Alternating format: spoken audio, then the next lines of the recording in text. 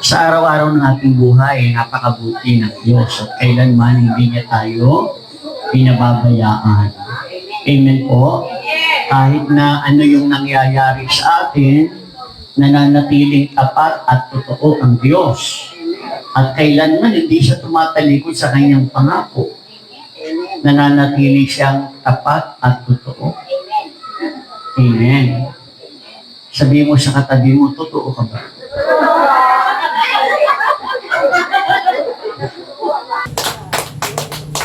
Ang mensahe po na nais kong ibahagi sa inyo ngayon, tandaan nyo ito, ang kayamanang walang kapantay at ang paghahanda sa kaharian ng langit. The incomparable wealth and the preparation for the kingdom of heaven. Kayamanan na walang kapantay, ano kaya yung ibig sabihin nito? At yung paghahanda sa kaharian ng langit. Sino sa atin ang gustong makarating ng langit? Isa ito sa pinaka talagang wala na tayong pinaka gustong mangyari. Balang araw talagang marating natin ang langit. Bago natin pakinggan ang mensahe, alalahanin po natin, tayong lahat ng mga nabubuhay, marami tayong hinahanap sa mundo ito. Marami tayong mga hinahanap. Tulad na lang ng pera. Amen? Ang pera, araw-araw hinahanap. Ano pa? Tagumpay. Karangalan. Ngunit minsan, ang pinakamahalagang bagay ay nasa harapan lang natin.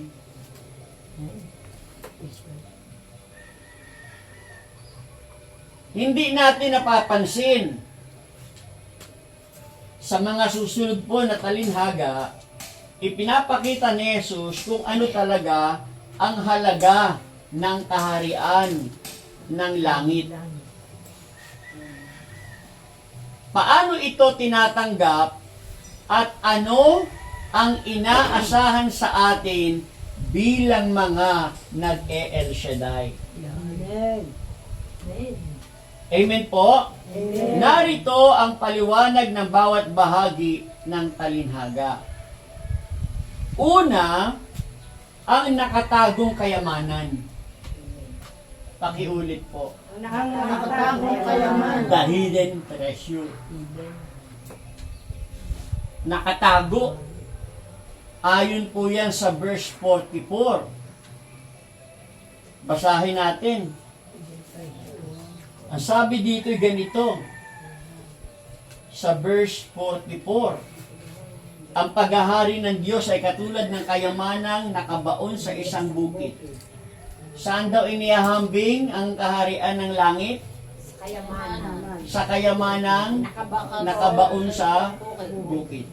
Nahukay ito ng isang tao at tinabunan uli. Sa laki ng tuwa, siya'y humayo at pinagbili ang lahat ng ari-arian niya at binili ang bukid na iyon.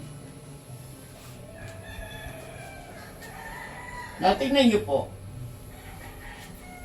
ang kaharian ng langit ay katulad sa kayamanang nakatago sa bukid.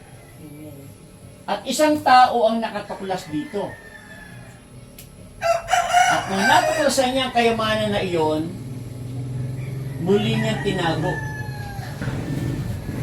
Dahil sa kanyang tuwa, ipinagbili niya ang lahat ng kanyang ari-arian at binili ang bukid na yon.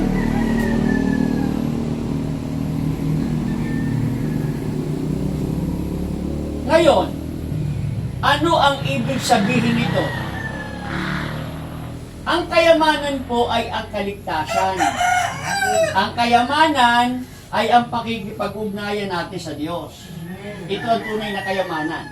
Noong panahon na yon, karaniwan po ang tao nagtatago ng kayamanan sa lupa upang hindi ito nakawin. Kaya nga itong mga panahon na ito, nakakatakla sila ng mga nahuhukay kasi kinaugalian na yan ng tao nung una pang panahon, walang bangko para itago ang pera, saan nilalagay? Sa lupa. Walang sanglaan, walang pawn shop na pinaglalagakan ng kanilang mga ginto. Kaya ibinabaon. Kaya ngayon, pag mayroon tayong mga nahuhukay, may mga natutuwa sa ganyan. Kasi ugali na ng tao noon pa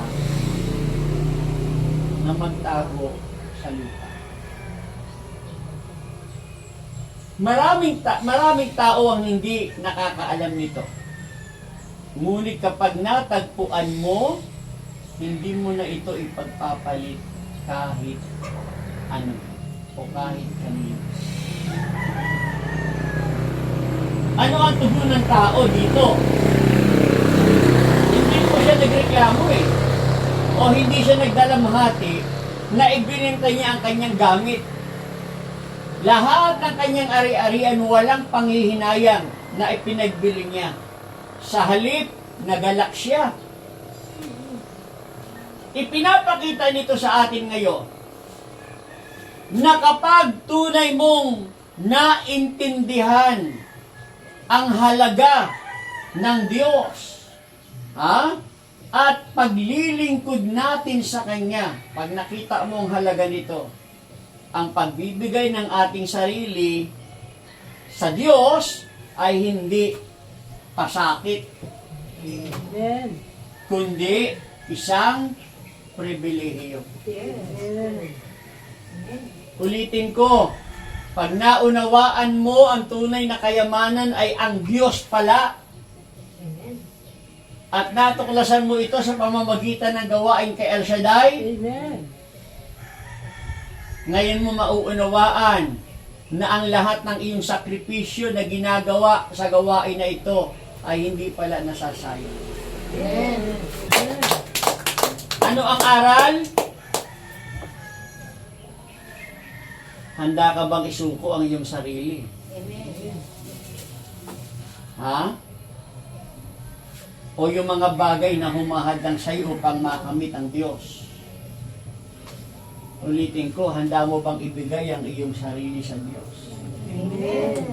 Yan po yung number 1, natuklasan niya yung tunay na kayamanan, walang panghihinayang, yung lahat ng meron siya, ipinagbili niya, alang-alang sa nakamtan niyang kayamanan. Binili yung lupa na yon. So, ibig sabihin, pag natuklasan natin ang kayamanan natin ay ang Diyos, hindi nakapanghihinayang na magbigay tayo ng mga bagay na meron tayo, alang-alang sa pagkilala sa Diyos. Pangalawang talinhaga, ang napakahalagang perlas. Pakiulit po. Yun, the great prize ay ang perlas. Ebanghelyo natin, may isang taong mangangalakal at matagal na siyang naghahanap ng perlas. Gayon din ang kaharian ng langit. Ang kaharian ng langit ay parang mga ngalakal na naghahanap ng magagandang perlas. Nang matagpuan niya ang isang perlas na napakahalaga, ipinagbili niya ang lahat ng kanyang ari-arian at binili iyon. Ang kayamanan sa bukid ay hindi sinasadya na matagpuan. Hindi niya hinahanap ang kayamanan, pero nakatagpo siya ng kayamanan. Ipinapakita nito, mga kapatid, na ang mga ngalakal naman ay matagal nang naghahanap ng perlas. Sa tagal niyang naghahanap, natagpuan niya ngayon ang hinahanap niya. Ipinapakita nito na ang Diyos ay natatagpuan ng mga naghahanap sa Kanya. Purihin. Sabi ng Diyos, humingi ka at ikaw ay bibigyan. Humanap ka at ikaw ay makakasumpong. Kumatok ka at ang pinto'y pagbubuksan. Sapagkat binibigyan ang bawat humihingi, nakasusumpong ang bawat naghahanap. at pinagbubuksan ang pinto sa lahat ng kumakato. Yun po ang ibig sabihin. Number 3, ang lambat na inihagis sa dagat. Pakiulit nga po. The net cast into the sea.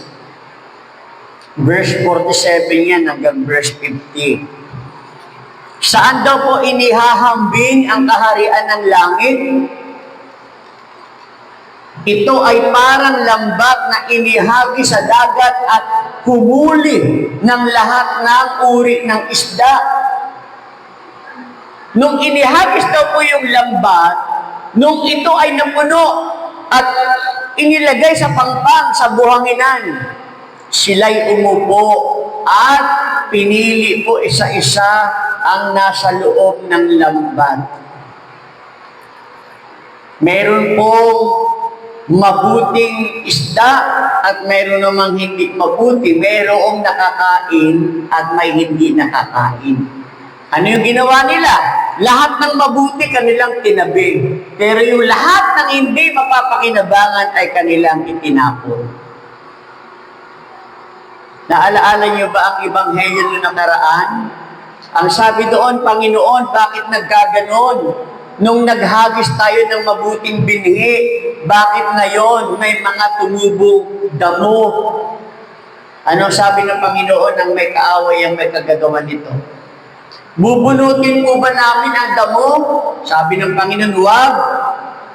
Hayaan ninyong tumubo silang sabay. Ano yung ibig sabihin? Mali ang paratang ng born again sa atin. Mali ang paratang ng ibang sekta sa atin.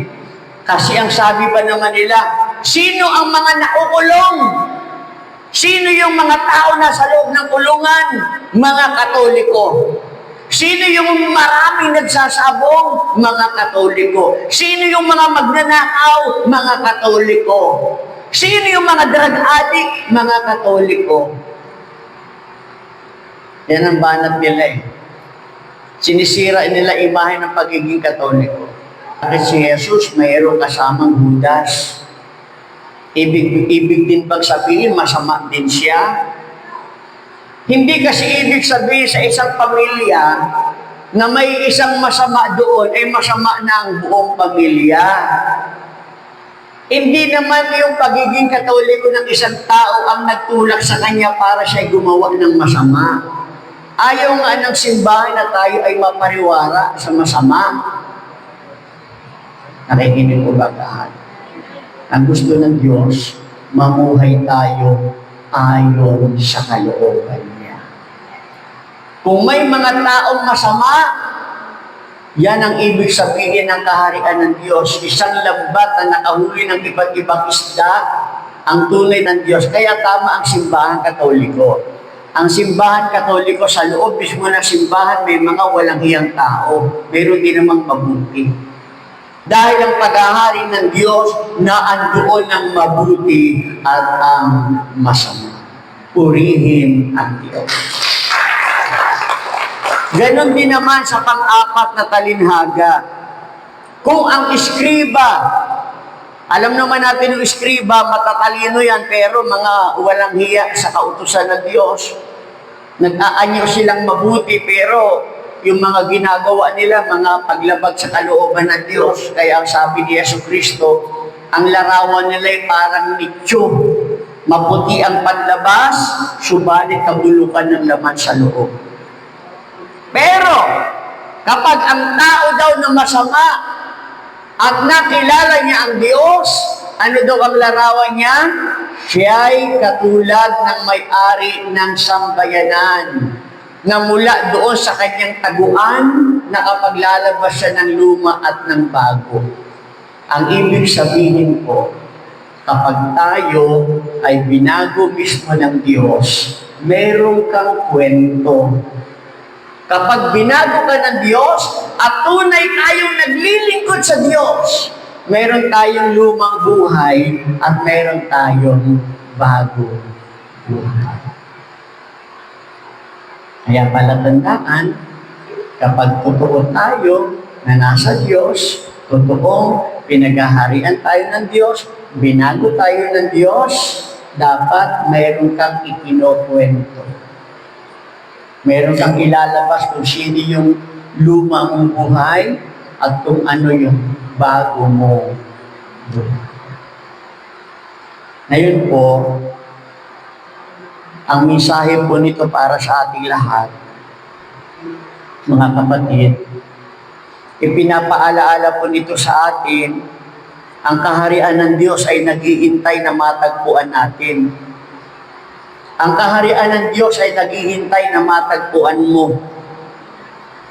Ngunit darating din yung oras na hindi na maibabalik ang pagkakataon. Kapag dumating ang pagkakataon na nakilala mo ang Diyos at naglilingkod ka, huwag mo nang sayangin. Huwag nating ituring na karaniwan ng alok na kaligtasan ng Diyos.